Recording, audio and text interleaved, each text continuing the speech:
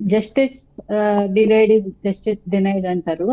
ఆ మాట వాస్తవం అండి. దేశం మొత్తం మీద ఎన్నో క్రిమినల్ కేసులు కానీ, ఈ రాజకీయ నాయకులు ఇన్వాల్వ్ అయిన కేసులు కానీ లేట్ అవడం కొద్దీ ప్రజల్లోకి ఎటువంటి భావన వెళ్ళిపోతుందంటే, చట్టం కొంతమందికి మాత్రమే చుట్టం అయిపోయింది, ఈ పేదవాడికి మాత్రమే వర్తిస్తుంది, చట్టాలు ధనవంతులకి రాజకీయ నాయకులకి చుట్టాలుగా మారిపోయాయి అనేది ప్రజల్లోకి బాగా బలంగా వెళ్ళిపోయింది సార్.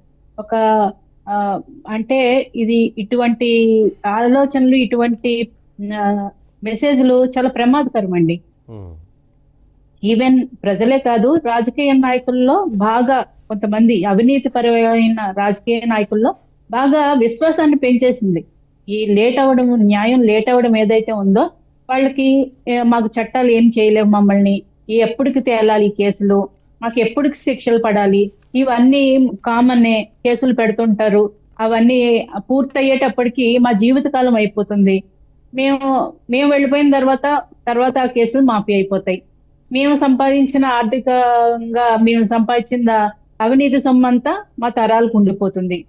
ఇదే అలవాటు అయిపోయి, ఇదే మైండ్ సెట్ తోటి రాజకీయ నాయకుల్లో చట్టాలు మమ్మల్ని ఏమీ చేయలేవు అనే ఒక ధైర్యం, భరోసానే ఈ రోజు ఇన్ని బరి తెగించి ఇన్ని అవినీతులు చేయడానికి, అక్రమార్జన చేయడానికి, దుర్మార్గాలు చేయడానికి ఇంత బరి తెగించడానికి కారణం ఖచ్చితంగా మన న్యాయ వ్యవస్థలో ఉన్న కొన్ని లొసుగులను ఉపయోగించుకుని కొంతమంది మేధావులు వాటిని అంటే వాళ్ళకి ఎవరైతే అన్యాయం చేయాలనుకుంటున్నారో, ఎవరైతే కుట్రపూరిత రాజకీయాలు చేయాలనుకుంటున్నారో వాళ్ళందరూ ఈ లొసుగులను ఉపయోగించుకుని వాళ్ళు బయటపడడం ద్వారా కొన్ని వందలు వేలు ఏవైతే ఉన్న వాయిదాలు తీసుకుని, మన దేశం మొత్తం మీద తర్వాత మాట్లాడుకుంటే, ఫస్ట్ మన ఆంధ్రప్రదేశ్ గురించి మాట్లాడుకుంటే కనుక గత 5 ఏళ్లలో వైసీపీ చేసిన విధ్వంసం ప్రతి ఒక్కరు ప్రజలందరూ కళ్ళ కట్టుకున్నట్టు కనిపించింది సార్. వైజాగ్ లో, ప్రశాంతంగా ఉన్న వైజాగ్ లో రోడ్ల మీద పరిగెత్తించి చంపారు సార్. అంటే ఏ ధైర్యం తోటి? వాళ్ళకేం శిక్షలు పడవనే ధైర్యమే కదా, చట్టాల నుంచి తప్పించుకోవచ్చు అనే ధైర్యం కదా. ఈ రాజకీయ నాయకి ఈ విధమైన ధైర్యం వచ్చింది అనడానికి ఇప్పుడు మనం ఒక ఉదాహరణ చెప్పుకోవచ్చు సార్.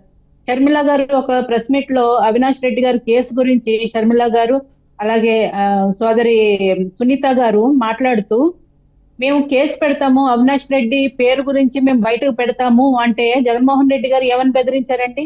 ఉమ్, మీరు బీజేపీ దగ్గరకు వెళ్తే, మీరు మీరు ఎక్కడికి వెళ్ళి బయటకు వెళ్ళి అవినాష్ రెడ్డి పేరు చెప్తే అవినాష్ వెళ్ళి బీజేపీలో కలుస్తాడు, లేదంటే బీజేపీలో జాయిన్ అవుతాడు అన్నారు.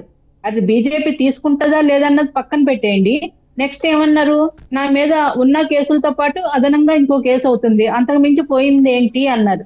అంటే ఆయనకి ఉన్న భరోసా చూడండి, నేను ఎలా అయినా తప్పించుకోగలను అనే భరోసా.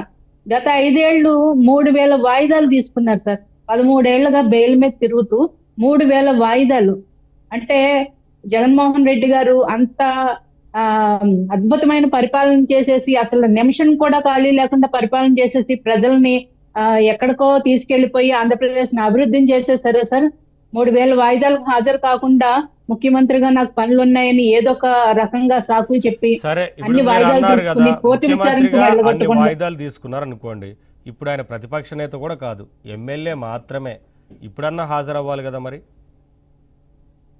అదే సార్, ఇప్పుడు కూడా ఏ ఒక కుంటి సాకులు. ఆయన లండన్ వెళ్ళడానికి టైం ఉంటది, పెళ్లిళ్ళకి వెళ్ళడానికి టైం ఉంటది, ఇంకొకరు ఎవరో పేరెంటాలకు వెళ్ళడానికి టైం ఉంటది, అన్నిటికీ టైం ఉంటది, కానీ కోర్టుకు మాత్రం హాజరు కావడానికి టైం ఉండదు.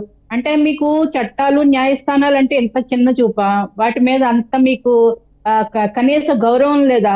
రాజకీయ నాయకుడు అయి ఉండి మీరు రాజ్యాంగాన్ని, చట్టాలని గౌరవించాల్సి, కాపాడాల్సిన వాళ్ళు మీరే ఇలా చేస్తుంటే ఎలాగండి?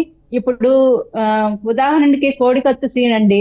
ఆ అబ్బాయి చిన్న వయసు యువకుడి మీద కోడికత్తు కేసులో ఆయన గగ్గోలు పెట్టేశారు జగన్మోహన్ రెడ్డి గారు. నాకు ఆంధ్రప్రదేశ్ లో న్యాయం జరగదని చెప్పి తెలంగాణ పారిపోయి హాస్పిటల్లో జాయిన్ అయిన వ్యక్తి, మరి మీరు అధికారంలోకి వచ్చిన తర్వాత కోడికత్తు కేసు విచారణ ఎక్కడంటే పక్కనే ఉన్న అమరావతిలో, కోర్టుకు వెళ్ళడానికి ఎంతసేపు అండి తాడేపల్లి నుంచి?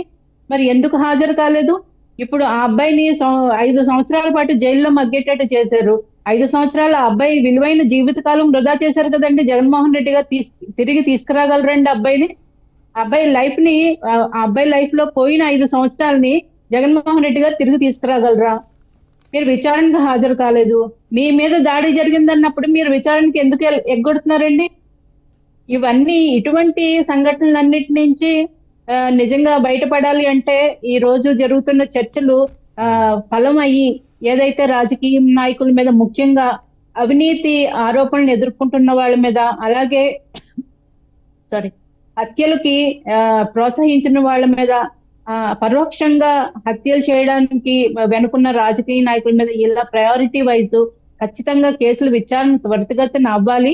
వీళ్ళు చట్టాల్లోని లొసుగులను ఉపయోగించుకోవాలని చూస్తే చట్టాలు కానీ న్యాయస్థానాలు కానీ వీరి పట్ల కఠినంగా వ్యవహరించి, ఇందాక సుబ్బారావు గారు చెప్పినట్టు 2 విచారణలకి హాజరు కాకపోతే ఖచ్చితంగా నాన్ బెయిలబుల్ వారెంట్ ఇచ్చి వాళ్ళు ఎటువంటి పొజిషన్ లో ఉన్నా కూడా వాళ్ళ ఉంటుందనేది చూద్దాం. సుబ్బారావు గారు ఏంటి సార్ అంటే ఆచరణలో సాధ్యం అవుతుందని అదే కదా సార్, సుబ్బారావు గారు సాధ్యం అవుతుందా? చౌదరి గారు చెప్తున్నట్టు అవినాష్ రెడ్డి గారిని అరెస్ట్ చేయడానికి వచ్చినప్పుడు అక్కడున్న లోకల్ పోలీసులు సహా